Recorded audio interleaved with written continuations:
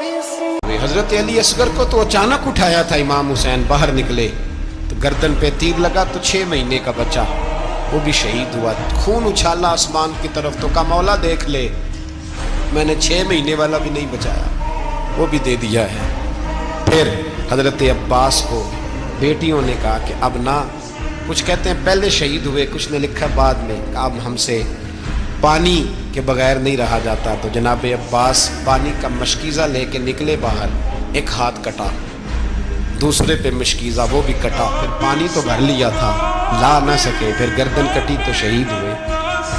بچوں کی بھی شہادت ہوئی، پر جب ان کا لاشا اٹھایا تو امام حسین کہنے لگے مولا اب نہ حسین کی کمر کمزور ہو گئی، اب کمزور ہو، اور بھائی ایک میت ہو جائے تو 4-5 دن تو پوری آنکھیں نہیں کھلتی، کیسا جری خاندان ہے۔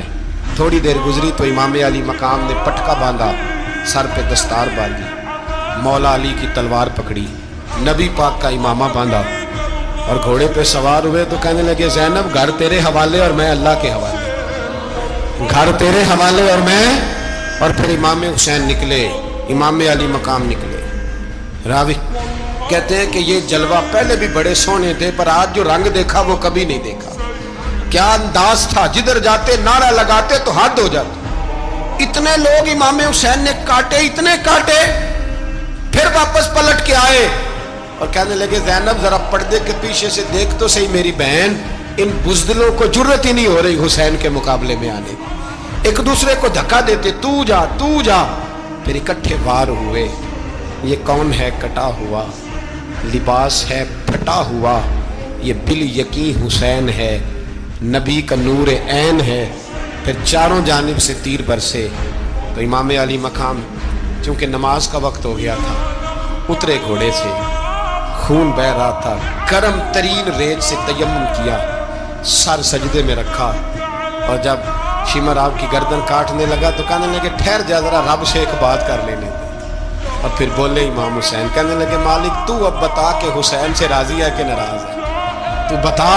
تو پھر ایک آواز آئی، یا ایتھا النفس مطمئنہ ارجعی الی ربک راضیۃ مرضیہ، فرمایا نفس مطمئنہ واپس آ جا، تو اللہ سے راضی ہے، اللہ تجھ سے راضی۔ امام حسین وہاں شہید ہو گئے۔ اب یہ قافلہ امام حسین کا سر کاٹ، ذرا دیکھنا غور کرنا، سر کاٹ کے نیزے پہ رکھا ہے، جسم کربلا میں پڑا، عورتوں کو گھوڑوں پہ بٹھا کے لے جایا گیا یزید کے دربار میں۔ یزید پہلے عبید اللہ ابن زیاد نے بدتمیزی کی، پھر یزید نے کی۔ سعودی عرب کا ایک مولوی بول رہا تھا، سعودی عرب کا، ان سے بھی بڑا عشق ہے، جس نے تقریر سننی ہو میرے پاس ہے۔ ہمیں لوگ مشورے دیتے ہیں کہ جو یزید کو اچھا کہے اور حسین کو باغی کہے اس کو ہم امام مان لیں، اس بے شرم بے حیا کو جو نبی پاک کے گھرانے کے بارے میں بکے اسے امام۔ سعودی عرب میں مسجد نبی میں درس دینے والا جس نے تقریر سننی ہو میرے پاس ہے، وہ کہتا ہے یزید تو بڑا اچھا آدمی تھا، اس نے تو بڑی خدمت کی، تو میں نے اسے کہا رشتہ داری کر لیا یزید کے ساتھ، قریب ہو جا۔ شرم نہیں آتی؟ آج بھی نبی پاک کا دل دکھاتے ہو، حیا نہیں آتی، خیال نہیں آتا؟